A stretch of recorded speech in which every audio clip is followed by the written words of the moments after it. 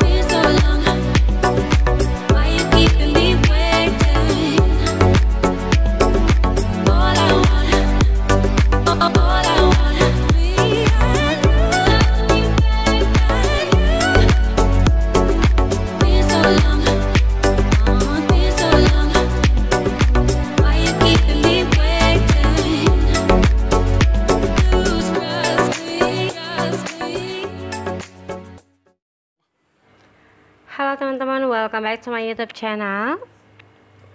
Kali ini videonya mau update kembali mengenai anjing yang masih suka menggigit-gigit benda di dalam rumah, terutama pada saat kita nyapu nih. Di video sebelum ini ya, saya udah pernah update ya sebelumnya tentang mengenai cara mengatasi anjing yang suka menggigit-gigit dari hari pertama sampai dengan kalau nggak salah itu hari ke-4 terakhir ya.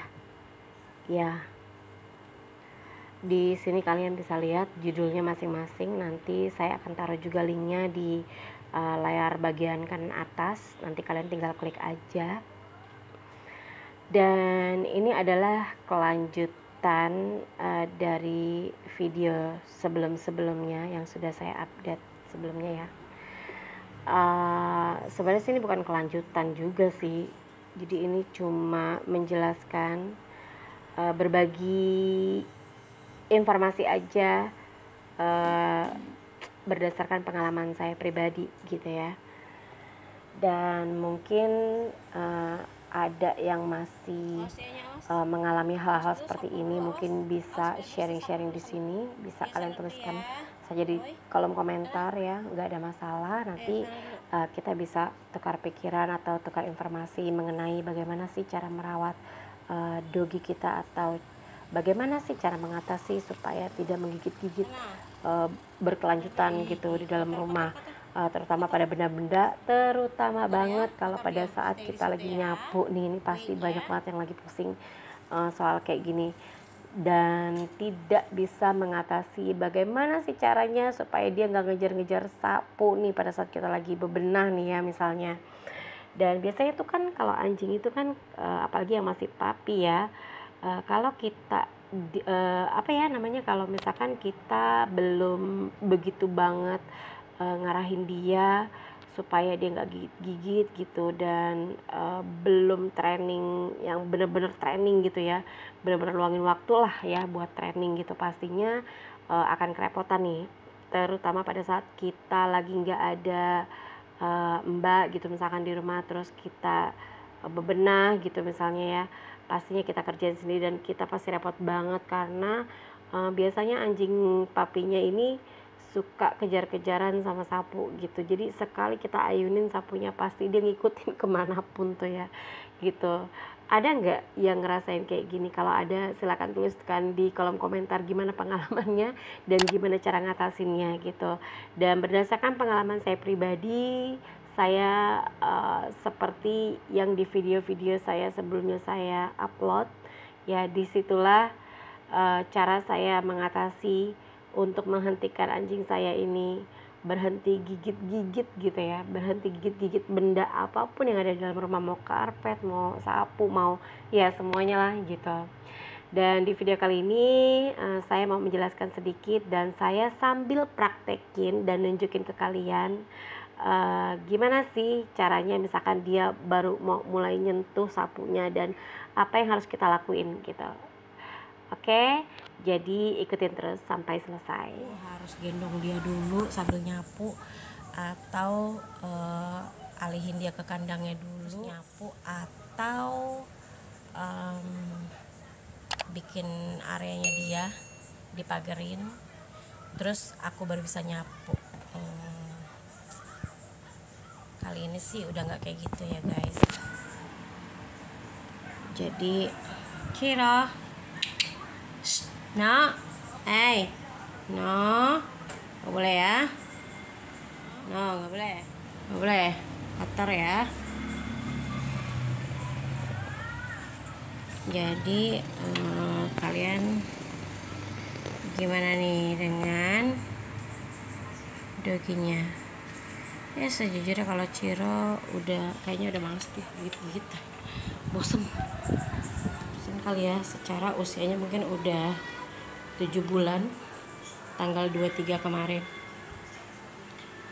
Jadi kayaknya dia udah mulai berpikiran dewasa, mendewasakan diri, dan udah nggak mau tuh kayak bocah kali ya. Terlalu kayak bocah banget mungkin ya, gigit heboh-heboh gitu. Kalau dia sih udah nggak mau kayaknya gitu. Jadi saya sekarang kalau mau bebenah apa-apa tuh udah aman, karena dia udah nggak mau kayak gitu. Yang masih belum bisa banget cuma misalkan tunggu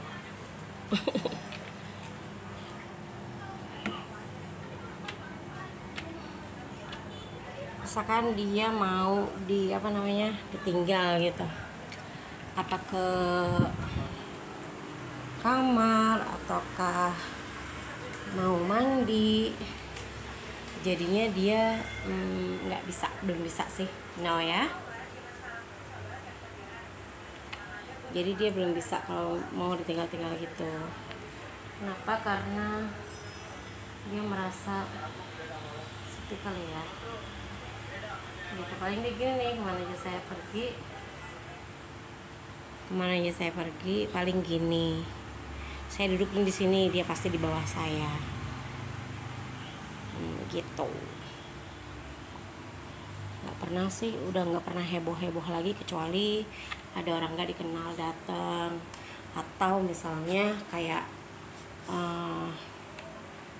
paket datang gitu kan, orang nggak dikenal juga sama ya.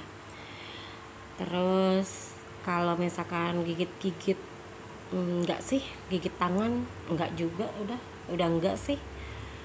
Ya gigit apa aja dia udah enggak, kecuali mainannya itu pun cuma sebentar dia mainin, terus udah kayak dia udah mulai dewasa gitu pikirannya, kayaknya udah mulai ngerti, oh ini nggak boleh, oh itu nggak boleh gitu.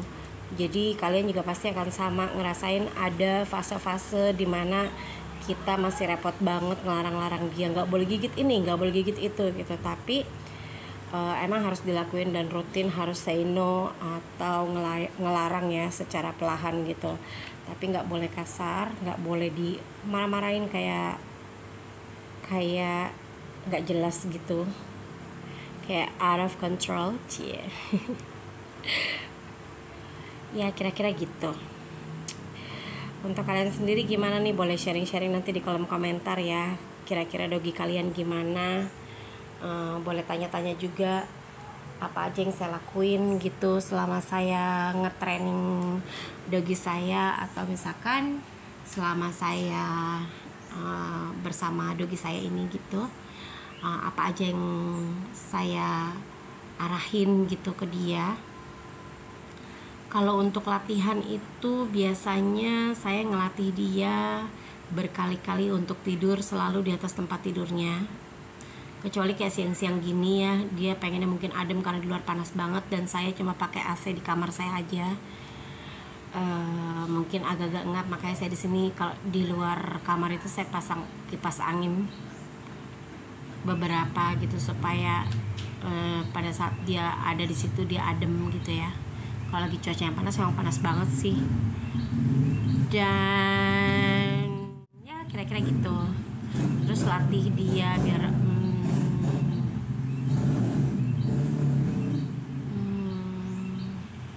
ada motor lewat geber-geber, kayaknya dia mau mengakhiri hidupnya itu, entahlah.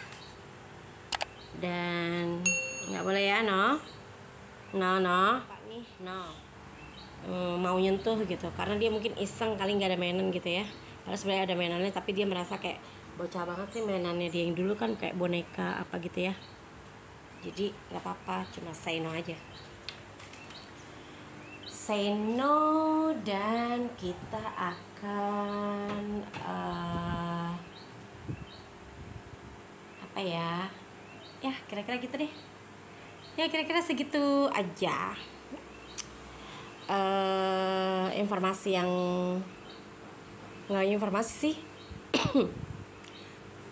Saya mau berbagi aja gimana caranya bikin supaya anjing peliharaan kita tuh nggak selalu gigit-gigit gitu. Berapa lama saya harus melewati ini? Kalau untuk nggak gigit-gigitnya kurang lebih sekitar 3 bulan, mungkin 3 bulan lebih, hampir 4 bulan. Karena saya agak telat juga waktu itu, karena beberapa waktu saya harus kerja gitu. Jadi saya agak kurang terlalu memperhatikan untuk trainingnya ya, maksudnya. Kalau untuk lain-lain enggak, saya perhatiin banget. Mulai makan, jam tidur, pup, pipis, semuanya gitu. BTW ada motor lewat lagi, sepertinya dia mau mengakhiri hidupnya lagi. Punya nyawa berapa dia ya? Ya kira-kira kayak gitu. Jadi saya itu enggak yang aneh-aneh sih, normal-normal aja ngajarinnya. Normal-normal aja ngarahin dia harus gimana. Kalau dulu tuh, ini dia di sini, saya taruh sapu di sini juga, jaraknya segitu ya. Nah, tuh jaraknya segitu. Itu dia gak bakalan lihat hal-hal benda-benda yang menurut dia kayaknya aneh banget sih, harus digerak-gerakin gitu kali ya. Berarti dia jarak segini aja nih, dia pasti langsung matanya menuju langsung ke sini. Terus pastinya dia nggak pakai sabar lagi, dia langsung wow gitu dah pokoknya ya. Ribet, heboh sama sapu, ngejar-ngejar sapu. Saya ayunin sekali buat nyapu, dia udah pasti megangin sapunya, gigit-gigit. Jadi dia merasa masih kayak anak kecil gitu ya, kayak apa sih digoyang-goyangin gini, mungkin dia pikir itu diajak main. Tapi kalau sekarang nggak sama sekali sih, nggak sama sekali, anteng banget gitu. Jadi kalau kalian mau ngajarin atau ngarahin gitu ya, biar nggak gigit-gigit ya harus capek setiap hari. Mungkin juga awal-awal bukan setiap hari aja, tapi setiap waktu gitu. Karena apa yang kita pegang pasti dia kepo, apa yang kita gerakin pasti dia kepo, apa yang kita sentuh lah pokoknya ya, pasti kepo banget gitu, pengen tahu, pengen gigit, pengen rebut gitu. Nah itu awal-awal. Gimana ngantisipasinya? Ya normal-normal aja seperti pada umumnya, say no, larang, atau arahin dia ke arah mainan atau makanan atau yang lainnya gitu. Bisa macam-macam, dan emang butuh waktu kalau buat gigit-gigit sama tenang dalam kandang, sama apa lagi ya, gitu aja kali ya. Butuh waktu deh kalau kayak gitu. Nah kalau untuk ditinggal gimana? Kalau untuk ditinggal jujur aja Ciro paling cuma bisa sebentar, belum bisa berlama-lama ditinggal. Kenapa? karena di rumah ini, tempat ini saya cuma berdua sama dia. Jadi kalau saya kemana-mana tuh kayak mungkin dia ngerasa kayak kehilangan kali ya, takut saya pergi jauh atau gimana. Saya pernah tes dia, saya ke supermarket yang deket tempat saya ini, yang jaraknya cuma 0, berapa ya. Jadi bener-bener deket banget dan bisa jalan kaki. Sebenarnya kalau dilihat dari jarak mungkin berapa meter ya, deket banget lah gitu. Dan itu saya cuma tinggalin dia kurang lebih 10 menit. Begitu saya pulang, ternyata dia lagi di deket pintu, terus ngerengek-rengek gitu. Wow, sedih banget ngeliatnya, kayak anak kecil ditinggal. Mungkin dia saat itu masih awal-awal sih, saat itu masih trauma mungkin karena perjalanan jauh. Waktu dia datang ke sini pertama kali itu kan dari Solo ya, jadi mungkin dia kehilangan keluarga sebelumnya gitu, dan merasa mungkin setelah ketemu aku udah cocok nih sama dia gitu. Dia pikir udah ini keluarga yang terakhir mungkin, tapi dia ngerasa mungkin kayak takutnya kehilangan lagi kalau misalkan saya sampai nggak ada gitu. Dan itu masih berlanjut sampai sekarang. Dia masih agak trauma kalau soal kayak gitu, kalau soal ditinggal, karena di sini nggak ada siapa-siapa. Kadang-kadang ya teman atau siapa gitu datang ke sini ajak main, tapi kan itu cuma sementara doang, jadi nggak akan bertahan dia untuk nggak ngerengek-rengek gitu. Jadi kalau untuk ditinggalin itu saya nggak bisa gitu, dan saya pun juga nggak bisa lepas dari dia gitu.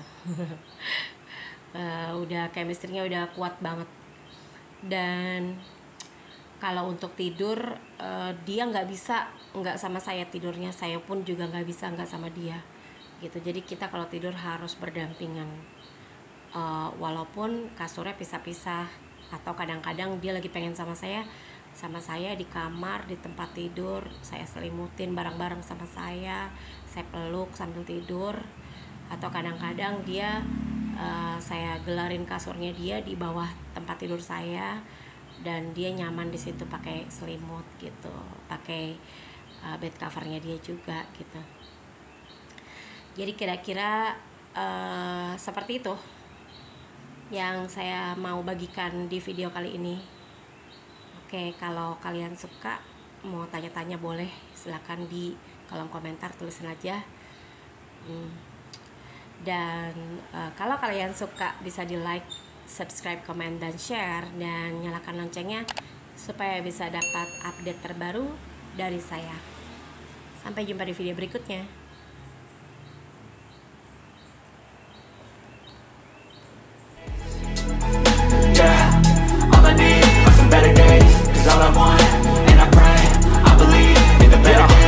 Stuck between a rock and a hard place. Do I work hard or live at my pace? You're only young once, yeah, that's all great, but I also want a future where I'm okay. Living life is doing lots of cocaine. Wait, no, it's living with no shame. Wait, no, it's sleeping in on Sundays. I guess it's different for each of us and that's okay. Well, I just wanna be happy. How to get there? Glad that you asked me. I think it's different for everyone. Some of us need work, others need fun. Some of us need purpose to overcome. But try to do what you love when it's said and done, cause there's so many differences in each of us. Trust your gut, it can show you what you want. Living life, everyday, late at night, not okay. All I want, and I pray, all I need are some better days. Yeah, all I need are some better days. Cause all I want, and I pray, I believe in the better days. Living life, everyday, late at night, not okay. All I want, and I pray, all I need are some better days. Yeah, all I need are some better days. Cause all I want, and I pray, I believe in the better days.